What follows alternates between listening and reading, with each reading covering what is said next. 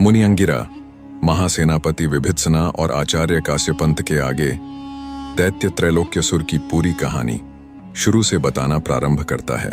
ये बात आज से हजारों साल पहले की है, जब दैत्य त्रैलोक्यसुर एक महाशक्तिशाली दानव न होकर बस एक मामूली सा अघोरी हुआ करता था। श्मशानों में रहने वाला वो अघोरी शुरू से ही भगवान की नहीं बल्कि शैतान यानी काली शक्तियों की पूजा किया करता था। शुरू से ही उसके ऊपर वासना का भूत सवार था। मन में बहती वासना की तरंगों को पूरा करने के लिए वो मुर्दा शरीरों के साथ रति क्रिया किया करता था। दो ही चीजें ऐसी थीं जो उसके मन को लुभाती थीं और उसे अथाह सुकून देती थीं। पहली थी रति क्रिया और दूसरी थी भक्ति साधना। साधना के बलबूते वो अपार शक्तियां हासिल कर सरस्वत दुनिया पर राज करना चाहता था। वक्त बीतता गया और उसका समय इन दोनों चीजों में गुजरता गया, पर गुजरते वक्त के साथ मुर्दा शरीरों से उसका लगाव कम होता चला गया। अब उसे मुर्दा शरीरों के साथ रति क्रिया में वो आनंद व चरम सुख नहीं मिलता जो पहले मिला करता था। ज्यादा सुख के लालच में वो बेचैन रहने लगा। फिर एक दिन उसने सोचा, कैसा होता अगर मैं मुर्दा शरीर को फिर से जिंदा कर पाता, कैसा होता मैं उनमें फिर से जान डाल पाता। अगर मैं मुर्दा शरीरों के अंदर जान फूंकने में सफलता हासिल कर लूं तो रति क्रिया का आनंद ही अलग होगा। ये सोचने मात्र से ही उसे असीम आनंद की अनुभूति हुई। उसी दिन उस घोर पापी ने खुद से जिद की, खुद से एक वादा किया कि एक दिन वो मुर्दा शरीर में जान डालकर रहेगा। अपनी इस घोर प्रतिज्ञा के चलते उसने शैतान की साधना करनी शुरू कर दी। वो सालों साल भूखा प्यासा बिना अन्न व जल ग्रहण किए साधना में लीन रहने लगा और एक दिन वो काला दिन आ ही गया जब उस पापी को अपनी कठोर साधना का फल मिल गया। जब काली शक्तियों ने उसे अपने दाता के रूप में चुना, तब से वो दुष्ट अघोरी किसी भी मृत शरीर में फिर से प्राण डालकर उसे जिंदा करने में सक्षम हो गया। मुर्दों के साथ रति क्रिया करने वाले उस दुष्ट को अब जीते जागते खिलौने मिलने लग गए। पर हर रोज मुर्दा शरीर कहां से आए? जब उसे मुर्दा शरीरों की भी कमी खलने लगी, तब उस दुष्ट ने अपने घोर तप से केवल अस्थियों के दम पर ही मृत जीव को जिंदा करने की शक्तियां भी हासिल कर लीं। पर उस दुष्ट द्वारा जिंदा की गई कुंवारी लड़कियां जिंदा तो अवश्य हो जाती, पर वो उसकी पुतली मात्र ही बनकर रह जाती, क्योंकि उनके अंदर कुछ भी सोचने समझने की शक्ति ना होती। पर उस भोगी राक्षस को इससे कोई खास फर्क नहीं पड़ता। उसे तो बस अपनी वासना पूर्ति के लिए नए नए खिलौने चाहिए होते जो उसे मिल जाते। अब उसके दिन बड़े ही आनंद के साथ गुजर रहे थे। वो नहीं चाहता था कि उसका ये आनंद कभी भी खत्म हो। उसने एक बार फिर से कड़ी साधना की और अमर होने की सोची, पर काली शक्तियां इतनी सक्षम नहीं थीं कि वो उसे अमृता का वर दे सके। तब उस दुष्ट ने इसका एक हल ढूंढा। उसने लाखों मील और 7 समंदरों के बीच एक के बाद एक 7 ऐसे दरवाजे तैयार किए जिनको पार करना किसी के लिए भी असंभव था। उसके द्वारा बनाए गए शुरू के 6 दरवाजे तो सवाल जवाब के साथ बुद्धि की परीक्षा लेते, और 7वां यानी आखिरी दरवाजा जिसकी परीक्षा सबसे कठिन थी। दरअसल कठिन शब्द का उपयोग करना भी गलत ही होगा, क्योंकि वो परीक्षा बस कठिन नहीं बल्कि असंभव थी, जिसका कोई भी हल नहीं था। उन 7 शक्तिशाली दरवाजों का निर्माण करने के बाद त्रैलोक्यसुर ने उनके भीतर एक तोते को रोक दिया और अपने प्राण उस तोते के अंदर डाल दिए। तम सादे आचार्य काश्यपंत और विभित्सना मुनि अंगिरा द्वारा बताई जा रही दैत्य त्रैलोक्यसुर की जीवन गाथा को सुन रहे थे। आगे मुनि अंगिरा ने बताया, खुद के प्राण उस तोते के अंदर डालकर और तोते को उन 7 शक्तिशाली दरवाजों के भीतर बंद कर वो दानव पूरी तरह से निश्चिंत हो गया, क्योंकि सबसे पहले तो किसी के लिए भी 7 समंदरों के पार जाना ही असंभव था। दूसरा, उन 6 दरवाजों के सवालों का जवाब यानी उनकी गुत्थियों का हल करना भी अत्यंत ही गूढ़ विषय था।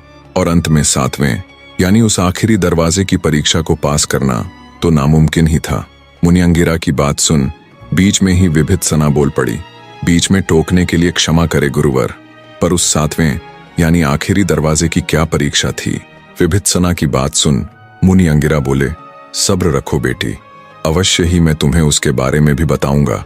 आगे मुनि अंगिरा बोले, धीरे धीरे दैत्य त्रैलोक्यसुर की बढ़ती भूख ने उसे और अधिक शक्तियां हासिल करने के लिए प्रेरित किया और अपनी कठोर साधना के बलबूते पर वो अपने मकसद में कामयाब भी होता चला गया। अब समूची पृथ्वी पर उसके जैसा शक्तिशाली दूसरा कोई ना था। पर कहते हैं ना, जब व्यक्ति को धन या शक्ति हासिल होती है तो वो उतने में भी सब्र न करके और अधिक पाने के लिए लालायित हो उठता है। ऐसा ही दैत्य त्रैलोक्यसुर के साथ भी हुआ। बढ़ती भूख के कारण उस दुष्ट राक्षस ने फिर एक सपना देखा। अब की बार उसका सपना था तीनों लोकों पर राज करने का। अपने सपने की शुरुआत उसने खुद का नया नामकरण करते हुए खुद को त्रैलोक्यसुर का नाम देकर की। त्रैलोक्यसुर का अर्थ है तीनों लोकों को जीतने वाला राक्षस। अब केवल नाम से ही वो त्रैलोक्यसुर था। असल में तीनों लोकों को जीतने का उसका सपना केवल एक सपना ही था। एक बार फिर से उसने कठिन तप किया और पता लगाया कि आज से शताब्दियों बाद एक काली अमावस की रात आएगी। उस रात काली शक्तियां सबसे अधिक प्रचंड शक्तिवान होगी। उस अमावस की काली रात तक उसे 1001 पवित्र कुंवारी कन्याओं की बलि देनी होगी, जिसमें 1000 साधारण कन्या और आखिरी वाली यानी 1001वीं लड़की शाही परिवार से होनी चाहिए, जिसकी रगों में राजसी खानदान का खून हो।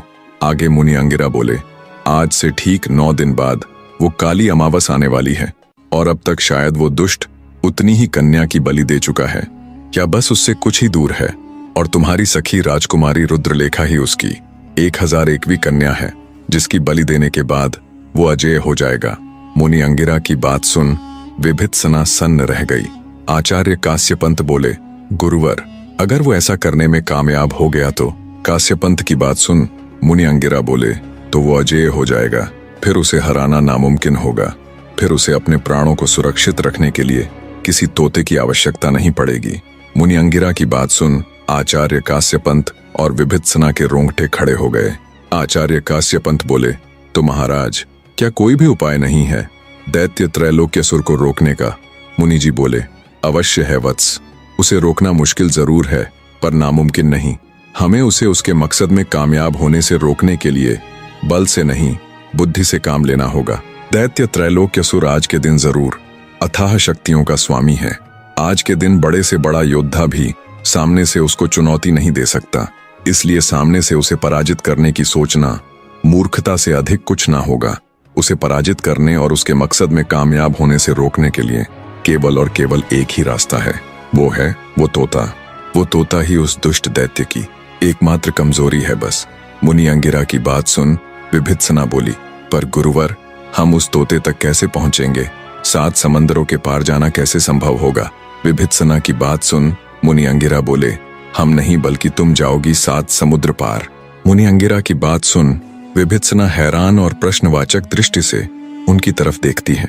उसका आशय समझ मुनि अंगिरा बोले, मैं बहुत समय पहले से ही इस आने वाली मुसीबत के बारे में जानता था, इसलिए मैंने कठिन तप करके भगवान विष्णु को प्रसन्न कर लिया और उनसे ये वरदान मांगा कि मैं जीवन में एक बार उनके साधन यानी उनके गरुड़ का इस्तेमाल कर सकता हूँ।